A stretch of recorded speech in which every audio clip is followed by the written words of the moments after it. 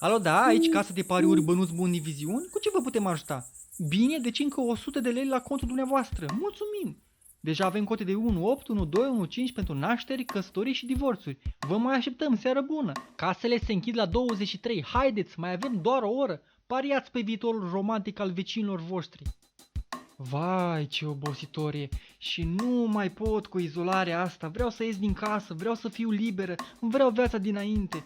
Ce fericită eram înainte! Puteam să merg pe stradă fără să mă întrebe nimeni unde, să merg la mall, la mare, la munte, să călătoresc. Poate dacă ies repede acum, nu mă prinde nimeni. Măcar pentru o gură de aer, nu mai am răbdare. Hei, domnișoară! Vai, poliția! Și n-am declarație! Trebuie să fug! Cât mai departe! Să mă ascund! Aici e bine între copaci ăștia. Nu o să mă găsească. Ce repede s-a făcut întuneric. Ei, sunt la mall. Nu pot să cred. Am libertate. Gata carantina. Să mă grăbesc până nu se termină reducerile. Trebuie să fug să-mi cumpăr haine. Ce ieftine și faine sunt astea moderne. Dar cine sunt ei? Ei sunt copii din lumea a treia. Vor veni cu tine acasă odată cu cumpărăturile astea. Păi cum așa? În lume sunt 730 de milioane de persoane care câștigă pe lună mai puțin de 240 de lei. E adevărat, sunt departe de tine, în Asia și Africa, dar numărul lor e egal cu toată populația Europei. Doar cei mai norocoși au un loc de muncă plătit mizerabil. De fiecare dată când cumperi cu 30 de lei o haină făcută în Bangladesh, întreabă-te, ce salariu o fi având muncitorul ăla de îmi vinde mie haina asta atât de ieftin? Așadar, de unde bani să-și crească copiii? Ei vor veni cu tine. O, lasă-mă cu cifrele astea. Ăștia sunt departe, sunt copiii lor, ei au făcut. Să stea acolo la ei în țară. Cu ce mă afectează pe mine? Să fug de aici, cât mai departe. O, munte, pădure, aer curat. A scăpat de agitația aia. Omul a fost făcut pentru 3 lucruri. Să călătorească, să scrie citate de dezvoltare personală și să pună selfie-uri pe Facebook. Natura asta. Ce pace sufletească. Hei, ce e asta? Dar nu știai? În fiecare secundă dispare o pădure mare cât un teren de fotbal. Din 2014 până în 2018 am pierdut în fiecare an o pădure cât suprafața Marii Britanii. Iar în 2019, fără defrișări, au ars 460.000 de km pătrați. Asta înseamnă cât România, Moldova, Ungaria, Bulgaria la un loc. Câtă pădure crezi că ne permitem să pierdem în 2020? Trebuie să o economisim. Așa că acum te poți bucura de deșertul ăsta. Ți-e cald? Faci și mișto de mine. Ce mă interesează pe mine câtă pădure arde în Amazon, Spania și Australia? Astea sunt departe de mine. Să mă lase în pace. Trebuie să fug de aici. Marea. Asta da.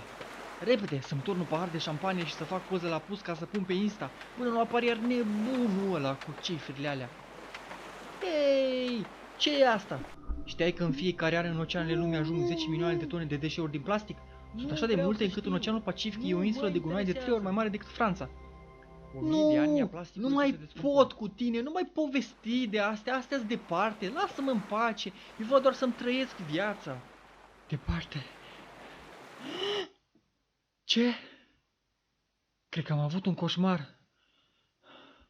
Dar unde sunt? Am picat aici când fugeam să mă ascund de polițist. Bine, măcar că groapa nu e așa de mare. Și că toate alea a fost doar un vis. Să ieși și să plec înapoi acasă. Vai de mine! Ce noroc am avut! Dacă picam în groapa asta, sigur nu mai ieșeam. Ce aproape e! Oare ce-o fi? Asta e criza climatică. Face ca toate coșmarurile tale de adineauri să nu mai fie vise care se întâmplă altora departe, ci realitatea ta de acum. Cum adică? 0,5. Pe de o parte, numărul de centimetri pe care trebuie să dai jos zilnic din talie ca să acoperi povestea ta de dragoste din izolare cu Nutella. Pe de alta, e numărul de grade cu care dacă crește temperatura până în 2030, atunci intrăm în groapa asta și nu mai putem ieși. Să-ți explic. În 1900 temperatura medie globală era de 13,8 grade. Azi e de 15 grade. Dacă peste 10 ani temperatura va fi de 15,5 grade, coșmarul va deveni realitate. Situația actuală nu arată bine. Ultimii 5 ani au fost cei mai călduroși din ultimii 100 de ani, iar temperatura crește de la an la an. 2020 a avut cel mai fierbinte ianuarie din istorie. Cauza? În 1900, activitățile umane încărcau atmosfera cu 2 miliarde de tone de dioxid de carbon. Azi o încarcă cu 43 de miliarde. Iar carbonul e doar unul din gazele cu efect de seră. Arderea combustibililor fosili, poluarea și pierderea 40% din toate pădurile din lume au condus la o creștere a temperaturii cu 1,2 grade din 1900 până azi. Dacă nu reușim să stopăm creșterea la 15,5 grade până în 2030, vom pica definitiv în groapă fără să avem o scară să putem urca la loc. Unde azi crește grâu, porumb și orez, mâine va fi deșert. Întregi țări vor fi afectate de fenomene meteo extreme, astfel încât viața va fi imposibilă. Știi oamenii ăia săraci de departe de care nu-ți pasă? Ei vor fi primii afectați. Cu cât sunt mai săraci, cu atât au mai puține șanse să se protejeze. În 2016, Europa s-a clătinat din cauza 1 milion de migranți. Ce crezi că o să se întâmple când vor veni 2 miliarde? Și ce crezi că o să se întâmple când chiar tu vei deveni un migrant? Vai de capul meu, păi și nu mai putem face nimic acum? Putem, dar... Din 1990 până azi, oamenii de știință au avertizat an de an că există riscul iminent al unei pandemii. Ca să prevenim o pandemie, omenirea ar fi trebuit să cheltuie 4,5 miliarde de dolari pe an. Asta înseamnă 2 lei de persoană pe an. N-am făcut-o și am ajuns să cheltuim doar până acum pentru criza coronavirus 7 trilioane de dolari. Exact așa se întâmplă și cu criza climatică. Din 1980 până azi, oameni de știință emit an de an avertismente. Ca să câștigăm timp, trebuie să cheltuim urgent 300 de miliarde de dolari ca să plantăm păduri, vreo 900 de milioane de hectare.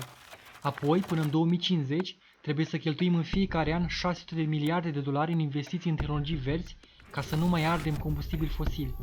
Asta înseamnă 1000 de lei cheltuială pe an pentru fiecare om de pe planetă, adică 2,7 lei pe zi. Ți-o fi pără mulți bani, dar știai că statele lumii cheltuie 1,8 trilioane de dolari pe cheltuieli militare în fiecare an? In